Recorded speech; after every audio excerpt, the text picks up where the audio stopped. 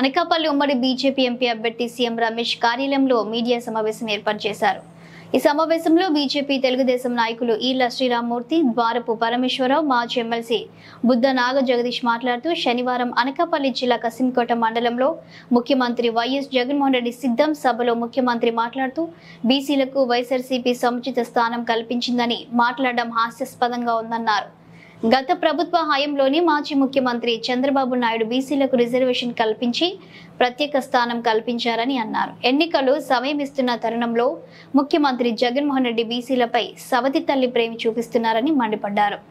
ఓటమి భయంతోనే సిద్ధం సభలో టీడీపీ, బీజేపీ, జనసేన కూటమిపై హేళనగా మాట్లాడి ప్రజలను మభ్యపెడుతున్నారన్నారు. ఇవన్నీ ప్రజలు గమనిస్తున్నారని, రానున్న ఎన్నికల్లో ఉమ్మడి అభ్యర్థులను అధిక మెజారిటీతో గెలిపించి రాష్ట్రంలో ముఖ్యమంత్రిగా చంద్రబాబు నాయుడుని గెలిపిస్తారన్నారు. 2014లో వైఎస్ఆర్సీపీకి ఓటమి భయం ఎలా చూపించారో అదే విధంగా రానున్న సార్వత్రిక ఎన్నికలలో మరోసారి అదే గతి తప్పదన్నారు. అదేవిధంగా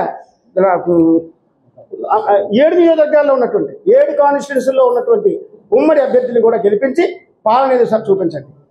స్థానికుడు నాన్ స్థానికుడు అనేటువంటి మాట మాట్లాడుతున్నారు. నిజమే, ఎప్పుడూ కూడా బలమైన వ్యక్తి పార్లమెంట్లో ఉండాలి. రమేష్ బలమైన వ్యక్తి. రమేష్ గారికి డైరెక్ట్ నేరుగా అమిత్ షా, మోడీకి సంబంధం ఉంది.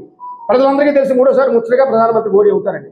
కాబట్టి ఒక బలమైన నాయకుడు పార్లమెంట్కి వెళ్తే ఈ ప్రాంతానికి, అనకాపల్లి జిల్లాకి, ఈ పార్లమెంట్కి అనేక రకాలైనటువంటి యువతకు కానీ, వ్యాపార వర్గాలకు కానీ, ఇండస్ట్రీస్కి కానీ అనేక రకాలుగా వరుసలు చూపించి ఇవాళ ప్రజల్లోకి వెళ్ళిపోయింది. ప్రజల్లోకి వెళ్ళింది.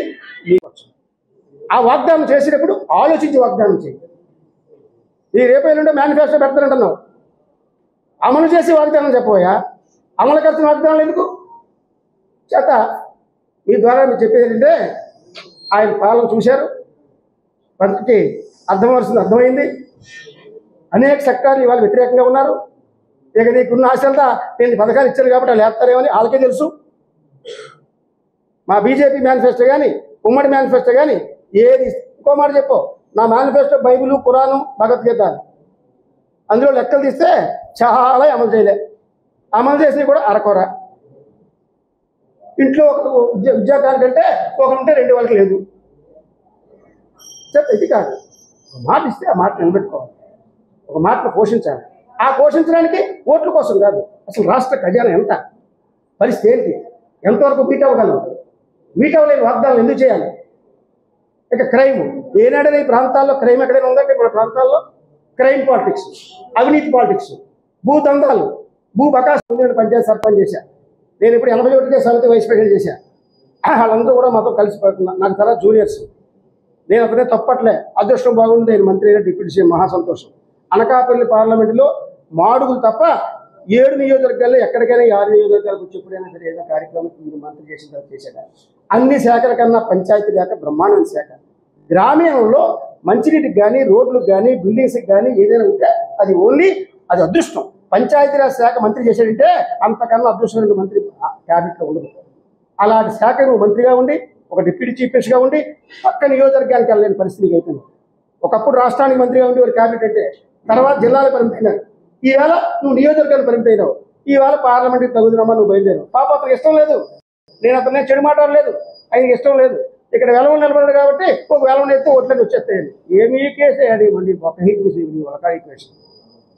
నువ్వు సందర్భాల్లో బీసీలకి ఏదో చేశానని చెప్పి ఆయన మాట్లాడడం సిగ్గు చేయడం.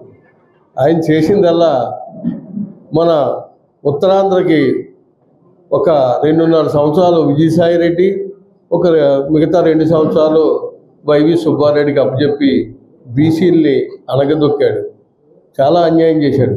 అంతేకాదు మన సైడు కేంద్రం సహకరిస్తున్న ఈ ముఖ్యమంత్రి కనీసం రైల్వే జోన్కి స్థలం కూడా ఇవ్వలేని అసమర్థత ముఖ్యమంత్రి ఎవరన్నారు అంటే ఈ జగన్మోహన్ రెడ్డి. ఎంత దౌర్భాగ్యం అండి! రాష్ట్రంలో ప్రతి దానికి నా బీసీ, నా ఎస్టీ, నా మైనార్టీ ఎన్నో కబుర్లు చెప్పి ఒక 4 రెడ్లు పట్టుకొని విజయసాయి రెడ్డి, సుబ్బారెడ్డి, సజ్జల, ఇంకొక రెడ్డి ఇలా పెట్టుకొని రాష్ట్రాన్ని సర్వనాశనం చేసి ఈవేళ బీసీల గురించి మాట్లాడతారు. ఈరోజు ఉమ్మడి అభ్యర్థి సీఎం రమేష్ గారి మీద పోటీ చేస్తున్న వైసీపీ అభ్యర్థి ముత్యాల నాయుడు గారు పెద్ద క్యాబినెట్లో పెద్ద మంత్రి అయినా ఆ నియోజకవర్గాన్నే డెవలప్ చేయలేని మనిషి ఇప్పుడు ఎంపీగా పోటీ చేసి కేంద్రంలో మోడీ గారు ప్రధానమంత్రి అయితే ఆయన చేసేది ఏముంది?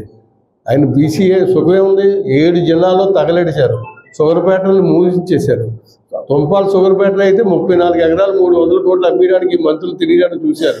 వీళ్ళందరికీ సపోర్టు ఈ సామంతరాజులు. ఎంత అన్యాయంగా ఉందంటే రాష్ట్రాన్ని నాశనం చేశారు. ఇవాళ బీసీల్ని చంపించారు, కేసులు పెట్టారు.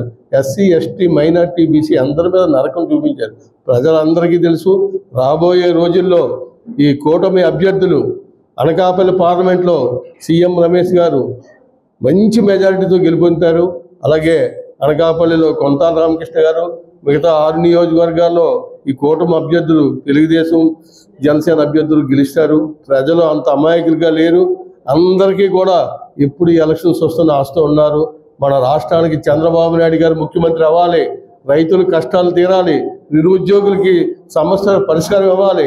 అక్కడ మోడీ గారు, ఇక్కడ చంద్రబాబు నాయుడు గారు సంధానకర్తగా పవన్ కళ్యాణ్ గారు ఉండి రాష్ట్రం సర్వం అభివృద్ధి చెందాలని అందరూ ఎప్పుడు ఎలక్షన్ వస్తుందో ఎదురు చూస్తున్నారు.